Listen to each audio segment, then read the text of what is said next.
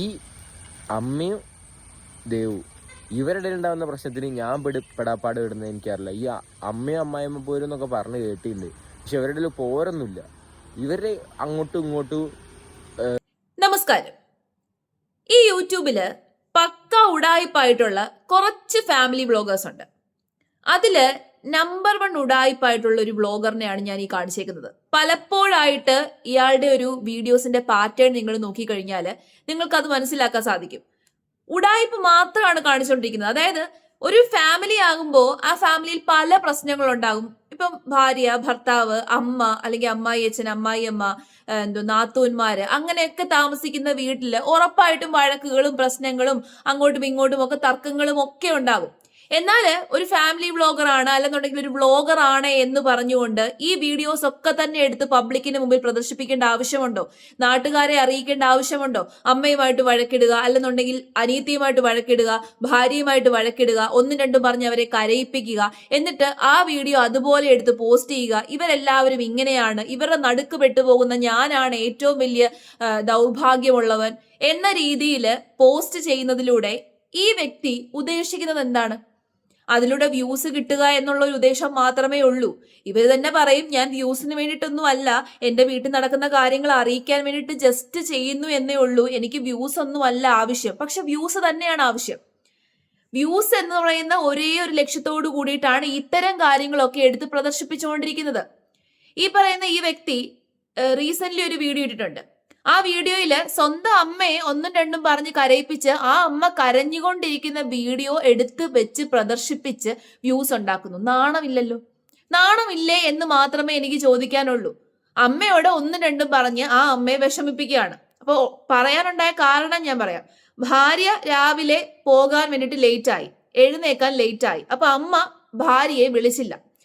ഈ പറയുന്ന ഈ അമ്മ ഇതേ ഭാര്യയ്ക്ക് തന്നെ ഫുഡെല്ലാം ഉണ്ടാക്കി ടിഫിൻ ബോക്സ് എല്ലാം അടച്ചവിടെ വെച്ചിട്ടുണ്ട്.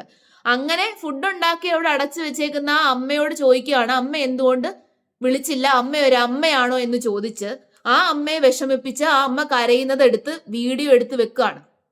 എന്നിട്ട് അമ്മയും മരുമോളുമായിട്ട് പ്രശ്നമാണ്, ആ പ്രശ്നത്തിന്റെ ഇടയിൽ ഞാൻ പെട്ടുപോയതാണ് എന്നുള്ള രീതിയിൽ അവതരിപ്പിച്ചുകൊണ്ട് വീഡിയോ എടുത്ത് പോസ്റ്റ് ചെയ്തേക്കുന്നു. ഞാൻ ആ വീഡിയോയുടെ കുറച്ച് ഭാഗങ്ങൾ കാണിച്ചു തരാം, അപ്പൊ നിങ്ങൾക്ക് തന്നെ കാര്യങ്ങൾ ബോധ്യപ്പെടും. ഞാൻ അലർം വെക്കാഞ്ഞല്ലേ, ഞാൻ വെച്ചില്ല. അവനെ മുഖം നന്നാവാത്ത കണ്ണാടിനെ കുറ്റം പറയുന്ന ഒരു ചൊല്ലുണ്ട്. എന്തിനും കുറ്റം പറയുന്ന ഒരാളാണ്.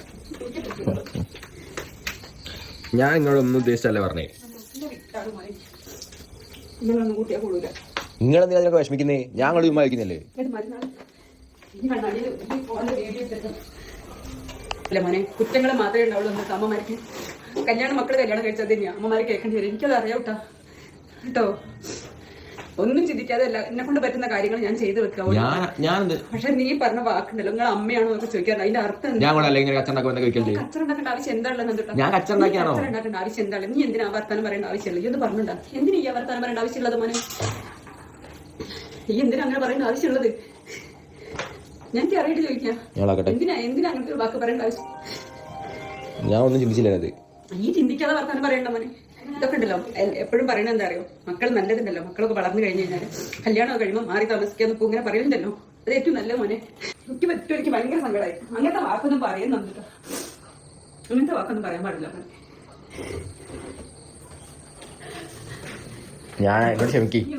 ഈ വിട്ടാളും മോനെ, എന്നെ വിട്ടാളും ചെയ്യും. നിങ്ങൾക്കൊന്നും മുട്ടിയാൽ കൂടുതല. എന്താണ് അമ്മ പ്രശ്നം? മുട്ടിയാൽ കൂടുതലല്ല. ഞാൻ ആക്കിട്ട് തരാം കേട്ടോ. അമ്മ ഞാൻ അങ്ങനെ ചിന്തിച്ചിട്ട് പറഞ്ഞോ. ചിന്തിക്കാതെ സംസാരിക്കാൻ പാടില്ല. മനുഷ്യനാണ്. വായ തോന്നുന്ന കൊതക്കി പാട്ടുകളോട് പറയാൻ പറ്റൂലല്ലോ.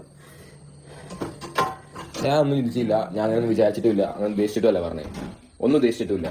ഞാൻ വെറുതെ ഓളെ നീക്കട്ടെ നേരത്തെ വിചാരിച്ച മാത്രമേ പറഞ്ഞുള്ളൂ. അത്ര ഞാൻ എന്തെങ്കിലും പറയണ്ടോ? ഞാനൊന്നും പറയില്ല. നിങ്ങൾ പഠിക്കാൻ പോണ കാര്യത്തിൽ ഇടപെടാനോ വർത്താനം പറയാനോ ഞാൻ ആരുമല്ല. ഞാൻ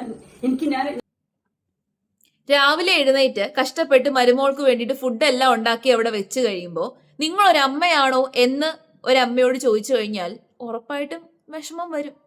അതേ ആ അമ്മ ചെയ്തിട്ടുള്ളൂ. പ്രത്യേകിച്ച് വഴക്കുകളോ ബഹളോ ഒന്നും ഉണ്ടാക്കിയില്ല. എന്നിട്ട് അത് വലിയ വഴക്കായിട്ട് ചിത്രീകരിച്ച് എടുത്ത് പോസ്റ്റ് ചെയ്തുകൊണ്ടിരിക്കുകയാണ്.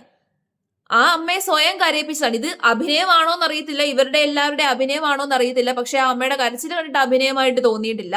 റിയൽ ആയിട്ട് കരയുന്നതായിട്ടാണ് എനിക്ക് ഫീൽ ചെയ്തത്. അപ്പോൾ അങ്ങനെയാണെന്നുണ്ടെങ്കിൽ റിയൽ ആയിട്ട് കരയുമ്പോൾ അപ്പോൾ പോലും ക്യാമറ തുറന്നു വെച്ച് കരയുന്നതെല്ലാം അതേപോലെ ഒപ്പിയെടുത്ത് അമ്മയെ വഴക്ക് പറഞ്ഞ് അത് അതേപോലെ ഒപ്പിയെടുത്ത് അതേപോലെ അങ്ങ് പ്രദർശിപ്പിക്കുകയാണ്. നിങ്ങളൊരു മോനാണോ എന്നെനിക്ക് ചോദിക്കാൻ ആഗ്രഹമുണ്ട്. ഒരുപാട് പ്രശ്നങ്ങളുണ്ടാവും, വലിയ വഴക്കുകളും പ്രശ്നങ്ങളും വലിയ വലിയ വിഷയങ്ങളൊക്കെ ഉണ്ടാവും. മറ്റൊരാൾ കേട്ട് കഴിഞ്ഞാൽ നാണിപ്പിക്കുന്ന രീതിയിലുള്ള പ്രശ്നങ്ങളൊക്കെ ഒരു കുടുംബത്തിലുണ്ടാവും. അത് ആ കുടുംബത്തിനുള്ളിൽ മാത്രം നിൽക്കുന്നതാണ്, അല്ലെങ്കിൽ ആ കുടുംബത്തിലുള്ള മെമ്പേഴ്സിനിടയിൽ മാത്രം നിൽക്കേണ്ടതാണ്. ആ കുടുംബത്തിലുള്ള ഒരു വ്യക്തി ബ്ലോഗർ ആണ് എന്ന് പറഞ്ഞുകൊണ്ട് അതൊക്കെ എടുത്ത് പിടിച്ച് പബ്ലിക്കിന് മുമ്പിൽ കാണിക്കുന്നതല്ല ബ്ലോഗിങ്. നമ്മൾ മലയാളികൾക്ക് ഒരു തെറ്റിദ്ധാരണയുണ്ട്, കാണുന്നതെല്ലാം എടുത്ത് പ്രദർശിപ്പിക്കുന്നതാണ് ബ്ലോഗിങ് എന്നുള്ളത്. അല്ല, കാണിക്കാൻ പാടുള്ളത് മാത്രമേ കാണിക്കാവുള്ളൂ. അല്ലാതെ കുടുംബത്തിൽ നടക്കുന്ന ഈ പൊട്ടലും ചീറ്റലും വഴക്കുകളും തർക്കങ്ങളും പ്രശ്നങ്ങളും ഒക്കെ എടുത്ത് വ്ലോഗിങ് എന്നുള്ള രീതിയിൽ ഇങ്ങനെ എടുത്ത് പ്രദർശിപ്പിക്കാനുള്ളതല്ല ഈ വ്ലോഗിങ് എന്ന് പറയുന്നത്. വ്ലോഗിങ് എന്ന് പറയുന്ന ഒരു പരിപാടിയുടെ യഥാർത്ഥത്തിലുള്ള ആ ഒരു നിലവാരം ഇടിച്ചു താഴ്ത്തിയത് തന്നെ ഈ മലയാളികളാണെന്ന് ഞാൻ പറയും. എന്തൊക്കെയാണ് ഈ കാണിച്ചു കൂട്ടിക്കൊണ്ടിരിക്കുന്നത്, എന്തൊക്കെയാണ് എടുത്തിട്ട് പ്രദർശിപ്പിച്ചുകൊണ്ടിരിക്കുന്നത്. ഒരു മകനല്ലേ, സ്വന്തം അമ്മയെ പറഞ്ഞ് കരയിപ്പിച്ച് വിഷമിപ്പിച്ച് ഇതേപോലെയുള്ള പല തരത്തിലുള്ള വീഡിയോസ് ഇവരുടെ ചാനലിൽ കാണാൻ വേണ്ടി സാധിക്കും. കുറച്ചുനാൾ മുമ്പ് അനിയത്തിയോട് വഴക്കുണ്ടാക്കിയിട്ട് പോസ്റ്റ് ചെയ്യുന്നത് കണ്ടു. ഒന്നും രണ്ടും പറഞ്ഞ് തർക്കം ഉണ്ടാക്കുക, വഴക്കുണ്ടാക്കുക, അവരെ വിഷമിപ്പിക്കുക, അങ്ങോട്ടും ഇങ്ങോട്ടും വഴക്കാണ്, വലിയ പൊട്ടിത്തെറികളാണ് എന്റെ കുടുംബത്തിൽ നടക്കുന്നത് എന്ന് കാണിക്കാൻ വേണ്ടിയിട്ട് കഷ്ടപ്പെടുന്ന ഒരു മകൻ. ഇതിനിടയ്ക്ക് ഭാര്യ തന്നെ പറയുന്നുണ്ട്, ഞാൻ അലാറം വെക്കാത്തത് കൊണ്ടാണ് ഞാൻ താമസിച്ചത് എഴുന്നേറ്റത്. ഈ പറയുന്ന ഭർത്താവിന് പോയി വിളിക്കാമായിരുന്നല്ലോ, എന്തുകൊണ്ട് വിളിച്ചില്ല? അല്ലെങ്കിൽ ഭർത്താവിന് അമ്മയെ സഹായിക്കാമായിരുന്നല്ലോ കിച്ചണിൽ, അതൊന്നും ചെയ്തില്ലല്ലോ. അപ്പോ ഒരു നിലവാരവും ഇല്ലാതെ നിലവാര തകർച്ചകൾ കാണിച്ചുകൊണ്ടിരിക്കുന്ന ഒരു കുടുംബം. അല്ലെങ്കിൽ ഞാൻ കുടുംബത്തിലുള്ള എല്ലാവരെയും ഞാൻ കുറ്റം പറയുന്നില്ല, ഈ ഒരു വ്യക്തിയെ മാത്രമേ ഞാൻ കുറ്റം പറയുന്നുള്ളൂ. ഈ വ്യക്തിയാണ് ക്യാമറയിൽ എല്ലാം പിടിച്ചുകൊണ്ടിരിക്കുന്നത്. എന്നിട്ട് കുറച്ച് കഴിഞ്ഞ് മാറിപ്പോയി നിന്നിട്ട് ഇവരുടെ രണ്ടുപേരുടെ പ്രശ്നത്തിനിടയിൽ പെടുന്നത് ഞാനാണ്, ഞാൻ എന്തോ ചെയ്യാനാണ് എന്നുള്ള രീതിയിൽ വ്യൂവേഴ്സിനോട് ചോദിക്കുന്നു. ഇതിലൂടെ ഇവർ ഉദ്ദേശിക്കുന്നത് വ്യൂസ് മാത്രമാണ്. ഭാര്യ പറയുന്നുണ്ട് എന്തിനാണ് ഇത് പിടിക്കുന്നതെന്ന് ചോദിക്കുമ്പോൾ ഞാനിതൊക്കെ എടുക്കും എന്ന് പറയുന്ന ഭർത്താവ്. അതും കൂടി ഞാൻ കാണിച്ചു തരാം. ഞാൻ എടുക്കൂ.